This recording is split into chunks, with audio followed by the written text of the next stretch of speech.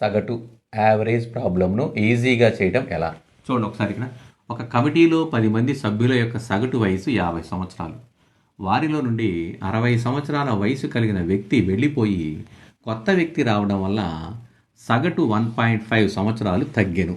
అయినా కొత్త వ్యక్తి వయసు ఎంత అన్నాడు. చూడండి జాగ్రత్తగా.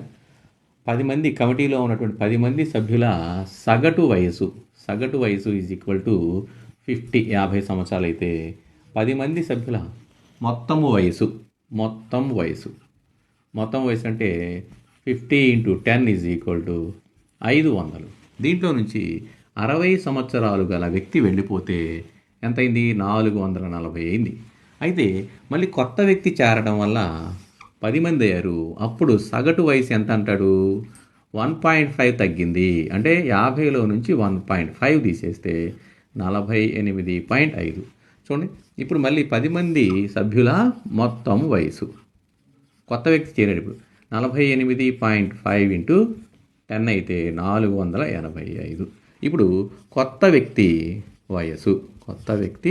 వయసు ఎలా వస్తుంది? ఈ 485లో నుంచి 440 తీసివేస్తే ఆన్సర్ ఈజ్ 45 సంవత్సరాలు. కొత్త వ్యక్తి యొక్క వయసు 45 సంవత్సరాలు. Answer is 45.